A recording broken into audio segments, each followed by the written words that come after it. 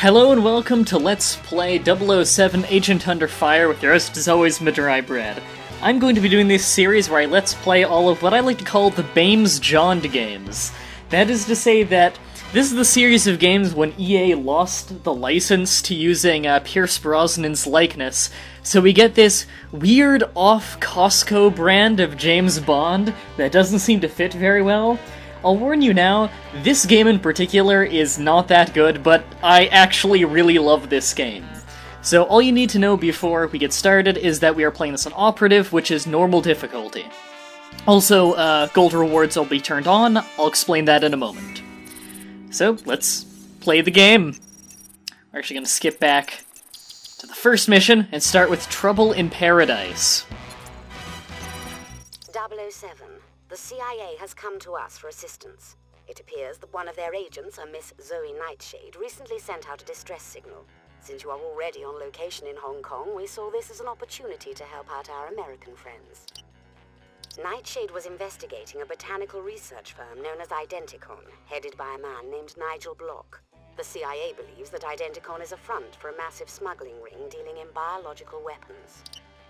In Nightshade's last report, she informed us that Identicon was taking considerable measures to transport and to protect vials of some unknown substance.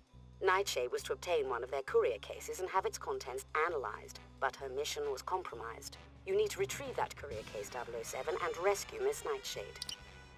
Now pay attention. I provided you with a high-tension grapple line I call the Q-Claw. Use this device to latch onto special perforated surfaces in order to pull yourself up to ledges and platforms. You'll also carry the Q-Laser, which emits a powerful beam of coherent light capable of slicing through metal alloys commonly used in locks. Alright, here's the first problem you'll see with the game. There are 4 different archetypes for controller settings in this game.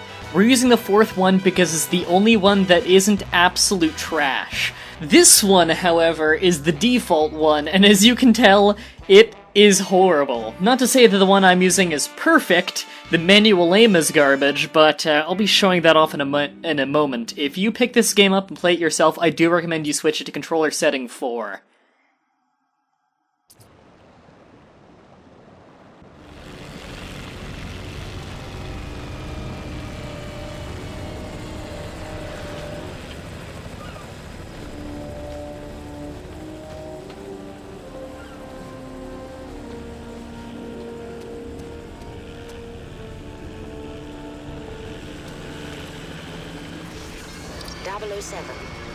A CIA agent is being held in this research facility. She was caught while retrieving a case containing suspicious research materials. Find the case and see to her safety.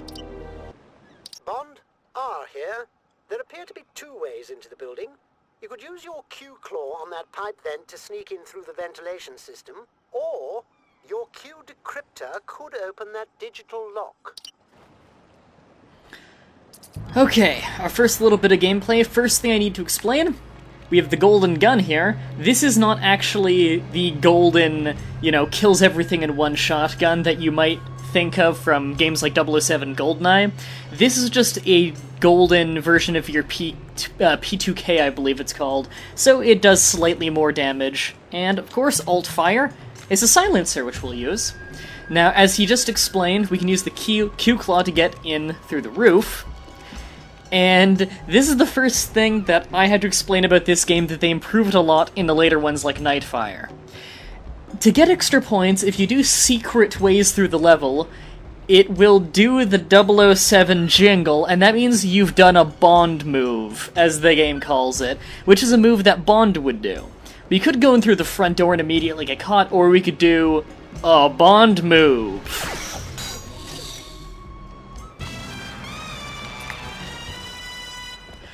I like to make fun of this. I'll try to keep in contact with you. I like to make fun of this a lot because it is ridiculous some of the things that we'll consider Bond moves. Now this is a 007 logo. You only see this if you've beaten the stage and gotten a golden award before, which is getting enough points. Then you need to collect all of these when going through the stage again, and get even more points to get a platinum one. Golden awards will unlock you things for the campaign, like this golden PK7 I got from this stage, and or PK2 rather, And if you want to get, if you get the Platinum Award, you get something for multiplayer.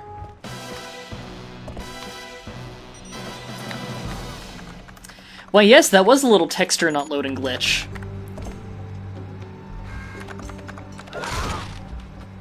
There we go.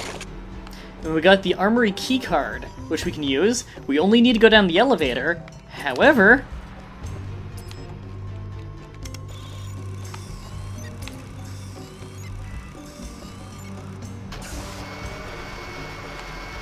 we have some secret objectives that we can do.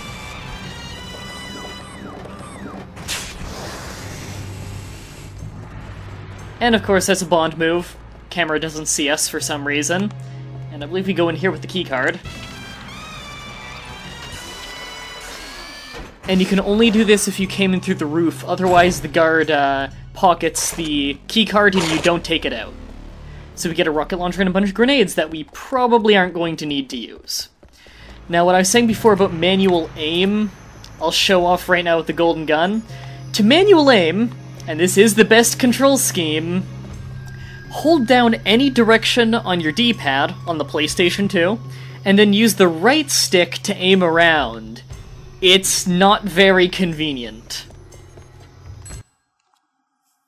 And again, that armory is completely optional, so we don't need the rocket launcher to succeed. However, it is good. I probably won't be using it. And he didn't fire any unsilenced shots, so the music hasn't kicked in, which means, well, the action music hasn't kicked in. Those crates, that was a Bond move. Bond? Your Q laser could cut through that. Yeah, I'm not really sure why these locks are in the game. 007. They may know you're inside. Yep, that necessary door to get through, that was a Bond moment. Now, I believe you have to get caught here, but you can pick one off early. Yep, right there. Fireworks. That does not sound like Bond. Oops.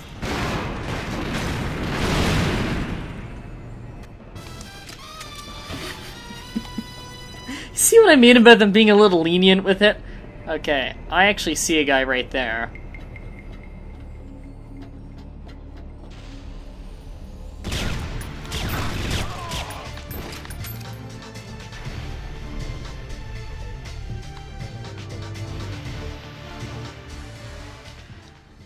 Alright, these ammo vests, or these body armor rather. Ammo vests. There we go. That's teaching that you can use stealth, although this is not a very accurate tutorial. In most cases, you can't actually hide from people like that. Body armor is basically a health pack. It does not make you any more resistant to damage, you simply recover your health. Which looks just like this loading screen, actually. That's what your health bar basically looks like. You only see it when you get hit. Bottom left. Now, people always show up right here, so grenade is nice. Whoa! And apparently it blew up on the plants and hurt us.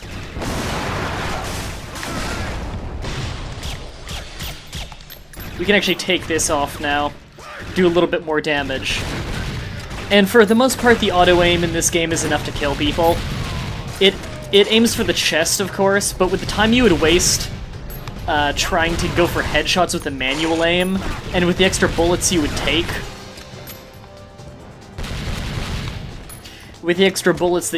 due to standing still, because manual aim does lock you in place, it's simply not worth it.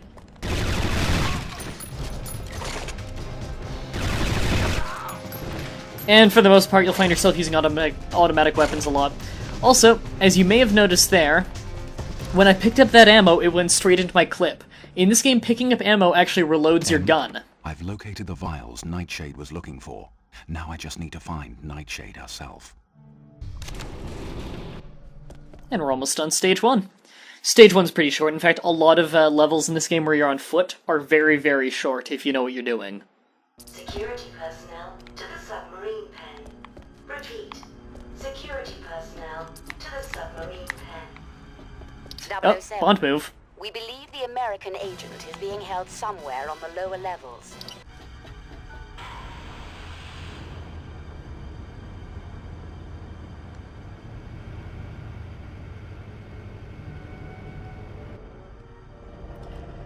Now, you can sneak up on this guy and punch him if you want to.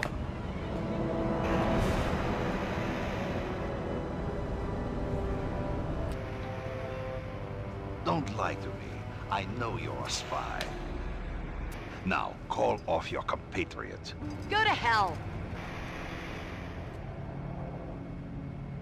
You first. Enjoy the ride.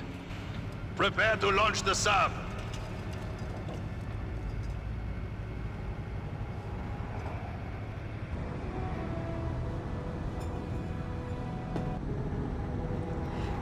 There's your first real glimpse of not Pierce Brosnan.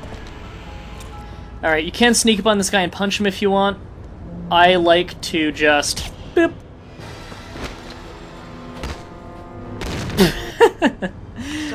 Sorry, I forgot about that cutscene. If you punch him, the cutscene doesn't happen. Alright, so you got 5 minutes to go down there. That always happens where the guards are tipped off, by the way. Even if the cutscene doesn't happen, the guards are still tipped off. And our health is actually a little bit low due to that misfire grenade. But I believe body armor is just up ahead. If you want to know how I correct my aim... You've got to get on that submarine, 007. They're on to you, Bond. Find the girl and get out. The way I correct my aim so quickly is pressing in the right stick.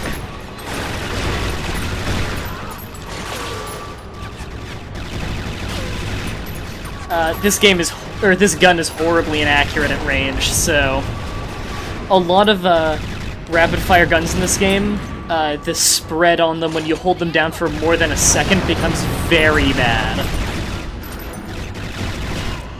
So single-shot weapons are rarely preferable, but when they are, it's usually out of range.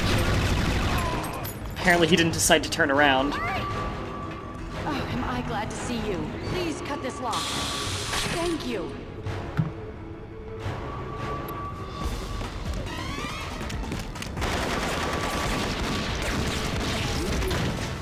I don't know how to thank you.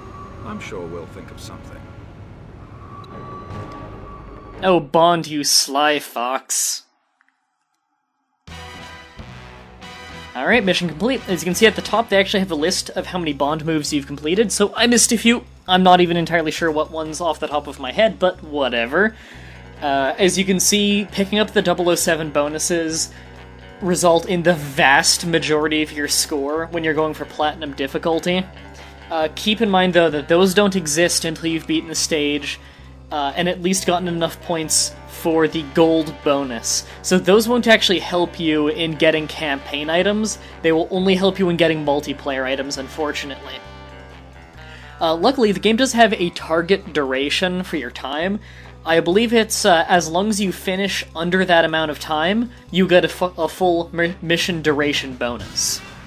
As for other things, really, enemies subdued is the only big one. Damage taken, I don't find to be a big deal. Alright, on to the next episode then, we do Precious Cargo, which I believe is our first shootout mission, our rail shooting mission. So, until next time, have a nice day.